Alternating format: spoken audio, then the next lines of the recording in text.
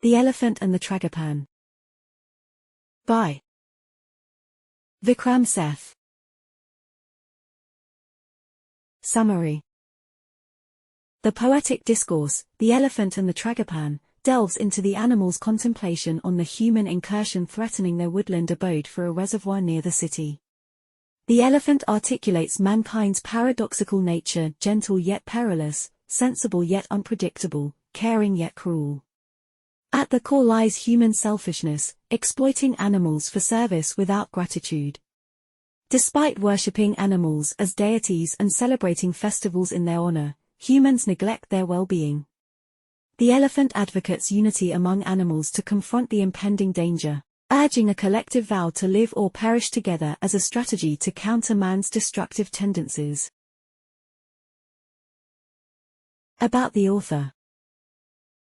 Vikram Seth, an eminent Indian novelist and poet, was born on June 20, 1952, in Kolkata. Renowned for his versatility, Seth has left an indelible mark on the literary world.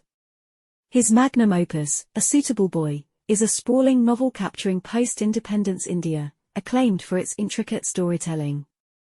Seth's poetic brilliance shines in works like The Golden Gate. Armed with a degree from Oxford, he effortlessly blends diverse cultures and themes in his creations. A recipient of prestigious awards, including the Padma Shri, Seth's literary prowess extends beyond borders, showcasing a deep understanding of human relationships and societal nuances in his compelling narratives. Question 1. Read the extracts and answer the questions. Extract 1. They talked for hours. Is an uneasy selfishness. Question 1. I speak to you as one whose clan has served and therefore studied man, says the elephant, and it goes on to list a series of different qualities found in man. What strikes you about that list? Are the reasons consistent or contradictory? What, according to the elephant, is in the middle of all such contradictions? Answer. The list of qualities that the elephant gives brings out the contradictions in human nature. Man is sane and mad, loving and brutal, says the elephant. In the middle of all this is man's selfish nature. It is because of his selfish thinking that he behaves irrationally and in a destructive way. Question 2. How is man described by the elephant? Answer. The elephant describes a man to be a bewildering blend of opposites, gentle and dangerous, sensible and unpredictable, caring and cruel, level-headed and crazy. At the core of man's destruction of the environment is his basic selfishness. Question 3. How does the elephant feel competent to address the gathering to explain the situation to them? What does the elephant ask for from his audience? Answer. The elephant tells them that his clan has been serving man and so they are familiar with human nature. The elephant asks for a united front even if there be differences of opinion among them. Extract 2. Begins to thrust its way. For us in your own bell. Question 1. What is the occasion on which the elephant is making a speech? Answer.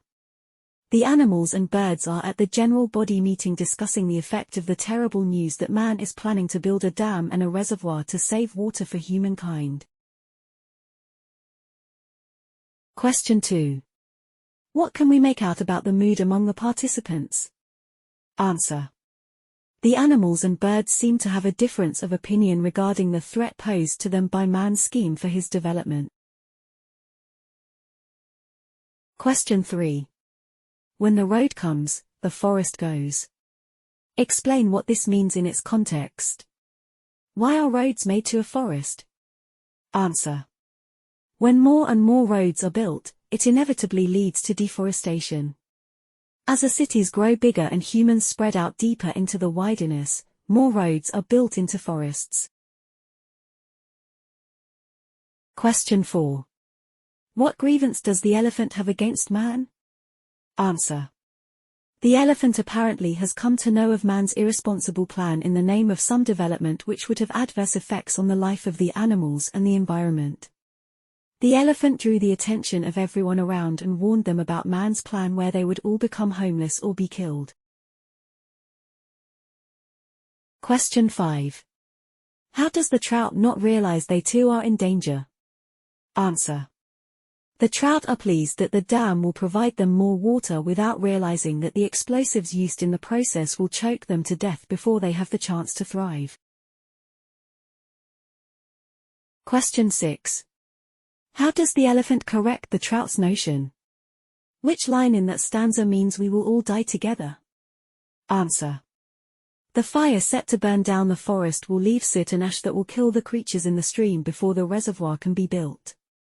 The line from the poem is, "What tolls for us in your own bell?" Appreciating the text. Question A.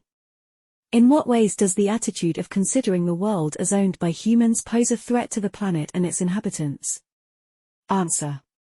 Man thinks that the world belongs to him. Because of this, he destroys the environment indiscriminately, without regard to any of the creatures cohabiting the planet. The planet and therefore, everything living on it is in danger of destruction because of this attitude. Question B. How does the third verse serve as the high point in the poem, and what specific elements contribute to this significance? Answer.